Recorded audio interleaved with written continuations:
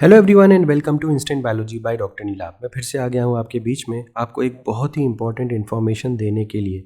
आप सभी लोगों को पता होगा कि एम्स एक कॉमन रिक्रूटमेंट एग्जामिनेशन कंडक्ट करवाता है, जिसमें कि अलग अलग जो एम्स इंडिया में हैं वहाँ पे जो जॉब्स होती हैं उनको फिल करने के लिए, वहाँ पे जो पोजीशंस होती हैं उनको फिल करने के लिए ये एग्जामिनेशन कंडक्ट करवाया जाता है। तो ऑल ओवर इंडिया यहाँ पे बहुत सारी सीट्स आती हैं। तो अब की बार का जो CRE है यानी कि कॉमन रिक्रूटमेंट एग्जामिनेशन, यहाँ पे जो नंबर ऑफ़ सीट्स आई हुई हैं वो 1383 सीट्स आई हुई हैं। और ये ग्रुप बी और ग्रुप सी दोनों की ही पोजीशंस हैं। यहाँ पे अगर आपने बैचलर्स किया हुआ है, मास्टर्स किया हुआ है, डिप्लोमा किया हुआ है तो आप यहाँ पे अप्लाई कर सकते हैं। गवर्नमेंट की जॉब्स हैं, परमानेंट जॉब्स हैं, अच्छी स्केल है।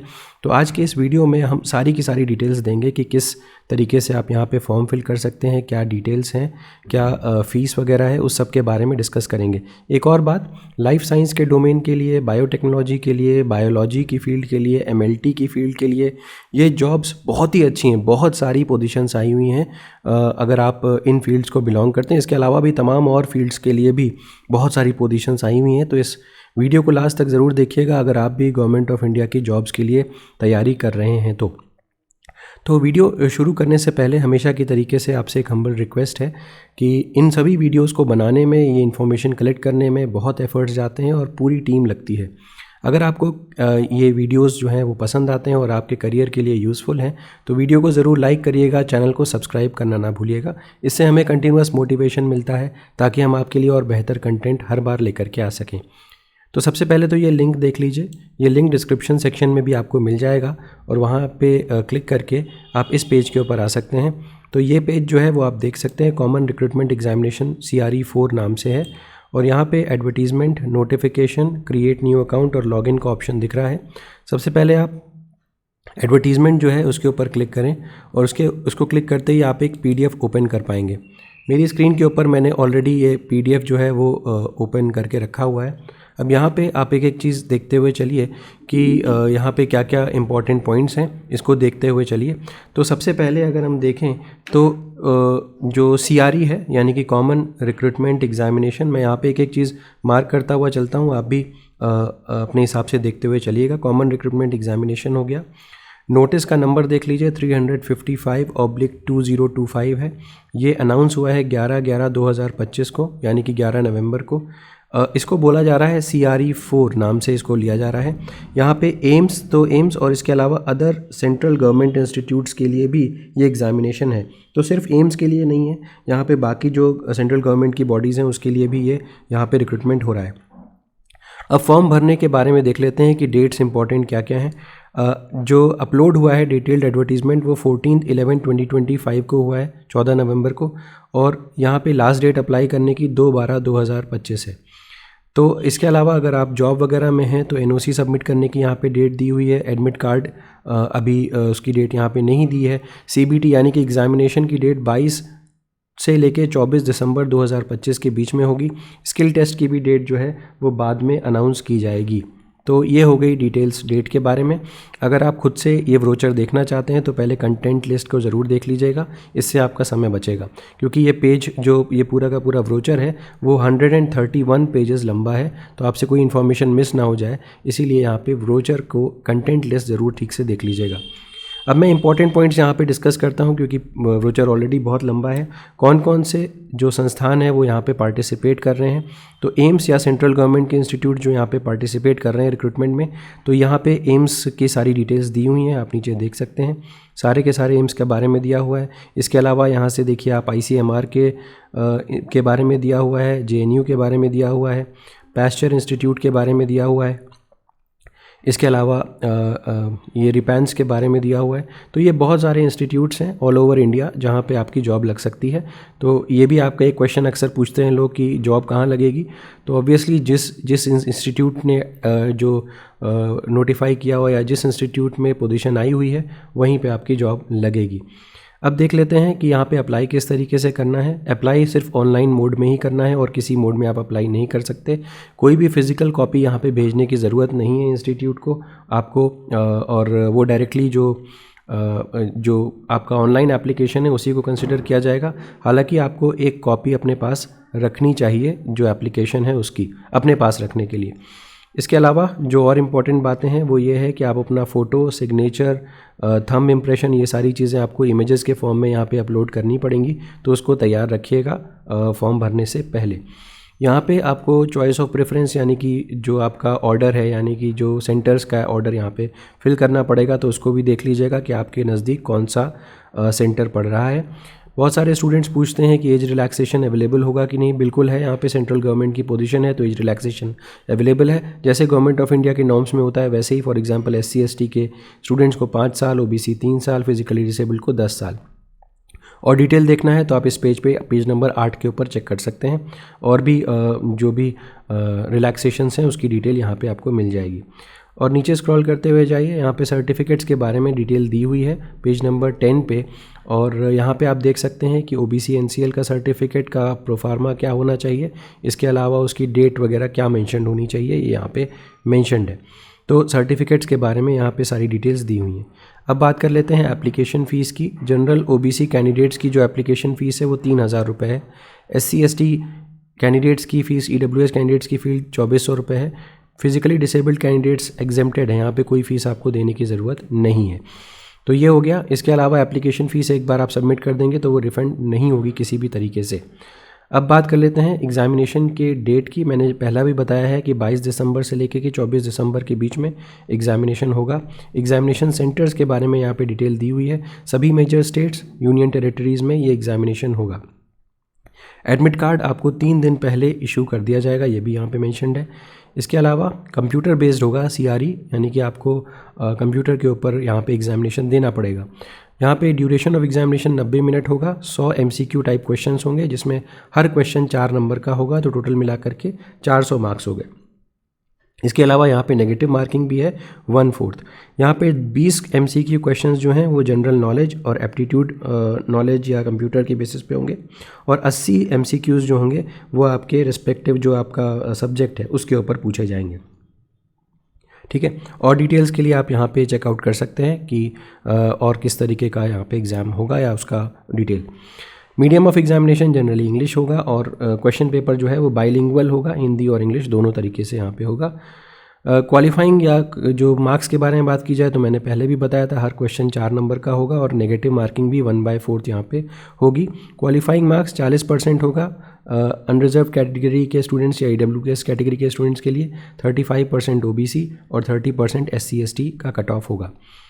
नेक्स्ट बात कर लेते हैं जो ग्रुप जो यहाँ पोजीशंस आई हुई हैं और उसमें जो 80 क्वेश्चंस आएंगे वो उसका सिलेबस क्या होगा उसके बारे में बात कर लेते हैं। बाकी 20 तो जनरल एप्टीट्यूड वाले क्वेश्चंस हैं। 80 जो क्वेश्चंस आएंगे उसमें क्या क्या पूछा जाएगा, जैसे असिस्टेंट डाइटिशियन या वार्डन के लिए फूड एंड न्यूट्रिशन वगैरह के ऊपर क्वेश्चन आएंगे। इस तरीके के यहाँ पे डिटेल्स दी हुई हैं कि आपके मेन सब्जेक्ट कौन सा होगा किस पोजीशन के लिए। अब जैसे कि मैं अगर यहाँ पे देखूँ तो फार्मासिस्ट वगैरह के लिए ऑब्वियसली फार्मेसी के क्वेश्चंस आएंगे। इसके अलावा लैब अटेंडेंट वगैरह के लिए मेडिकल लेबोरेटरी टेक्नोलॉजी के ऊपर क्वेश्चंस आएंगे। इसके अलावा यहाँ पे आप नीचे और स्क्रॉल करते हुए जा सकते हैं और देख सकते हैं, यहाँ पे देखिए न्यूक्लियर मेडिसिन टेक्नोलॉजी में लाइफ साइंस के क्वेश्चंस पूछे जाएंगे। ठीक है, तो आप इस तरीके से यहाँ पे माइक्रोबायोलॉजी, बायोकेमिस्ट्री, बायोटेक्नोलॉजी ये सारे भी मेन सब्जेक्ट्स दिए हुए हैं। तो ये हो गया। अभी मैं आपको ये भी बताऊंगा कि कौन कौन सी पोस्ट आई हुई हैं, तो वो भी देखेंगे। तो कुछ पोजीशंस के लिए आपको स्किल टेस्ट भी देना पड़ेगा जो यहाँ पे मेंशन्ड है। अब आ जाते हैं हम लोग नीचे स्क्रॉल करते हुए, यहाँ पे कुछ ऐसा इंपॉर्टेंट नहीं है। हाँ, आपकी कोई क्वेरी होगी तो आप यहाँ पे कांटेक्ट कर सकते हैं। टोल फ्री नंबर दिया हुआ है और टाइमिंग दी हुई है कि किस बीच में आप यहाँ पे कॉल कर सकते हैं। अब आ जाते हैं पोजीशंस के बारे में। असिस्टेंट डाइटिशियन या डाइटिशियन वार्डन वगैरह की पोजीशंस यहाँ पे दी हुई हैं। यहाँ पे क्वालिफ़िकेशन दिया हुआ है, क्वालिफ़िकेशन चेक कर लीजिएगा। पे लेवल दिया हुआ है, age limit, institute, post name और सीरियल नंबर। तो सारी इन्फॉर्मेशन है यहाँ पे, आप इसको चेक करके जा सकते हैं। तो क्योंकि हम लोग ज़्यादातर लाइफ साइंस वगैरह की फील्ड में इंटरेस्टेड रहते हैं तो मैंने ऑलरेडी यहाँ पे कुछ चीज़ें मार्क कर रखी हैं। बाकी आप सारी की सारी चीज़ों को ज़रूर देख लीजिएगा, क्योंकि कई सारी पोस्ट में आपको कोई भी स्पेसिफिक सब्जेक्ट पढ़ाई करने की ज़रूरत नहीं है। तो जैसे कि अगर मैं यहाँ पे बताऊं, जैसे कि यहाँ पे जूनियर एडमिनिस्ट्रेटिव असिस्टेंट है, या यहाँ पे आप देख सकते हैं तो 12th क्लास और इक्विवेलेंट, इसके अलावा आपका स्किल टेस्ट आपका पास होना ज़रूरी है, 12th क्लास या इक्विवेलेंट। इसके अलावा और मैट्रिकुलेशन वगैरह आपने पास किया हो, स्किल टेस्ट अच्छा है। तो बहुत सारी पोस्ट यहाँ पे ऐसी हैं जहाँ पे आपको कोई भी किसी पर्टिकुलर फील्ड के होने की ज़रूरत नहीं है। क्लास 12th के बेसिस पे, क्लास 10th के बेसिस पे सिलेक्शन हो रहा है और आपकी स्किल टेस्ट के बेसिस पे सिलेक्शन हो रहा है। तो ये तो है ही। इसके अलावा देख सकते हैं जैसे कि लोअर डिवीज़न क्लर्क है, LDC है, यहाँ पे 12th क्लास पास होना चाहिए और इसके अलावा स्किल टेस्ट आपका होना चाहिए, स्किल में आप अच्छे होने चाहिए। यहाँ पर भी देखिए लोअर डिवीज़न क्लर्क, अलग अलग जगहों के LDC के बारे में यहाँ पे आया हुआ है। तो देख सकते हैं बहुत सारी पोजीशन है। और इसके अलावा ये सारी की सारी देख सकते हैं पोजीशन जो अपर division clerk, lower division clerk है, इन सभी में डिग्री रिकॉग्नाइज्ड यूनिवर्सिटी, किसी भी एरिया में डिग्री अगर आपके पास है और आपकी टाइपिंग स्पीड वगैरह अच्छी है तो यहाँ पे आप अप्लाई कर सकते हैं। इसके अलावा देखिए यहाँ पे ग्रेजुएट इन सिविल इंजीनियरिंग वगैरह में भी पोस्ट आई हुई है। यहाँ पर भी देखिए सिविल इंजीनियरिंग की पोस्ट है, इलेक्ट्रिकल इंजीनियरिंग की पोस्ट है, इलेक्ट्रिकल इंजीनियरिंग की यहाँ पर भी पोस्ट है। तो ये सारी की सारी इलेक्ट्रिकल इंजीनियरिंग की पोस्ट हैं। यहाँ पे देखिए मैकेनिकल इंजीनियरिंग की पोस्ट आई हुई हैं।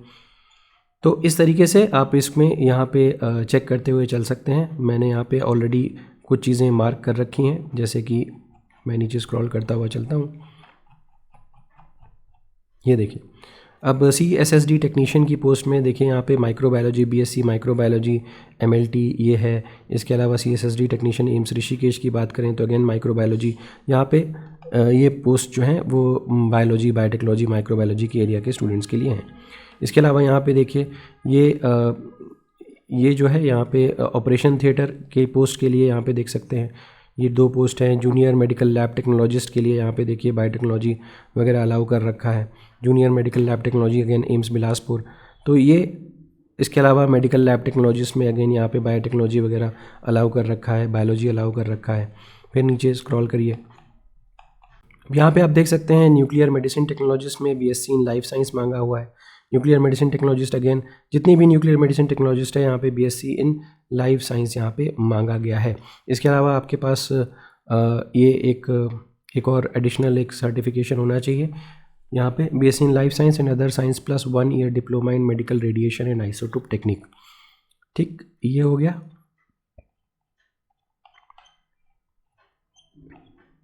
यहाँ पे देखिए असिस्टेंट रिसर्च ऑफिसर, यहाँ पे MSc इन मेडिकल माइक्रोबायोलॉजी, मेडिकल फार्माकोलॉजी, ये सारी चीज़ें हैं। यहाँ पर भी एलिजिबिलिटी है।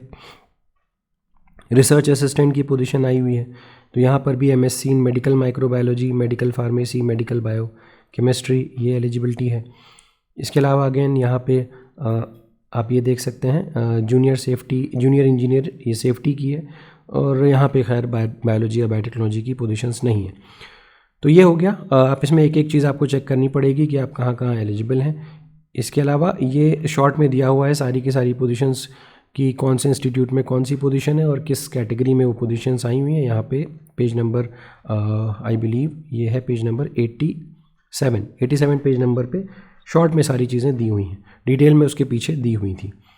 तो इसको देख सकते हैं आप। यहाँ पे कुछ भी ऐसा नहीं है, मैंने ऑलरेडी सारी बातें आपको बता दी हैं। वापस यहाँ पे आते हैं। ये एज रिलैक्सेशन एक सर्विसमैन के लिए दिया गया है, इसको देख सकते हैं। बाकी यहाँ पे एज सच और कुछ इम्पोर्टेंट नहीं है। यस, ये चीज़ ज़रूर थी स्किल टेस्ट के बारे में। जिन पोजीशन में जिन पोस्ट में स्किल टेस्ट है उनके बारे में डिटेल्स यहाँ पे दी हुई हैं, पेज नंबर 108 पे वो देख सकते हैं आप कि अगर आप भी जिस पोस्ट के लिए अप्लाई कर रहे हैं वहाँ स्किल टेस्ट है ज़रूरी, तो उसके लिए क्या इंपॉर्टेंट चीज़ें हैं ये देख लीजिएगा। इसके अलावा अगर नेक्स्ट पे जाएँ और इसमें और कुछ भी ऐसा नहीं है, नेक्स्ट पेज पे जाएं। ये सारा स्किल टेस्ट के बारे में ही बताया जा रहा है हर अलग अलग पोस्ट में। यस, यहाँ से अपेंडिक्स A शुरू है। यहाँ पे certificate regarding physical limitation in examining. तो अगर फिजिकली डिसेबल्ड हैं तो इसके लिए ये फॉर्म या ये सर्टिफिकेट आपको देना पड़ेगा। इसके अलावा यहाँ पे और भी जो अलग अलग डिसेबिलिटीज़ के से पीड़ित लोग हैं उनको यहाँ पे अपने सर्टिफिकेट्स देने होंगे। EWS सर्टिफिकेट यहाँ पे उसका फॉर्मेट दिया हुआ है। इसके अलावा गवर्नमेंट सर्वेंट हैं, अगर एज रिलैक्सेशन का क्लेम कर रहे हैं तो उसका सर्टिफिकेट दिया हुआ है। तो लास्ट में जाकर के अलग अलग अपेंडिक्स दिए हुए हैं जिसमें आपको अगर आप अलग अलग कैटेगरी में फॉर्म भर रहे हैं या लिमिटेशन के लिए फॉर्म भर रहे हैं तो वो फॉर्म्स भरने पड़ेंगे। वापस आते हैं ये देखने के लिए, अगर आप अप्लाई करना चाहते हैं पहले तो आप यहाँ पे अकाउंट नया बना लीजिए, क्रिएट अ न्यू अकाउंट, और उसके बाद लॉगिन करके फॉर्म भर सकते हैं। तो उम्मीद है कि ये वीडियो आपके लिए यूज़फुल रहा होगा। अगर वीडियो पसंद आया हो तो इसे ज़रूर लाइक करिएगा, चैनल को सब्सक्राइब करना ना भूलिएगा, बेल आइकन को ज़रूर प्रेस करिएगा और अपने फ्रेंड्स के साथ ज़रूर शेयर करिएगा। Thank you so much, have a good day.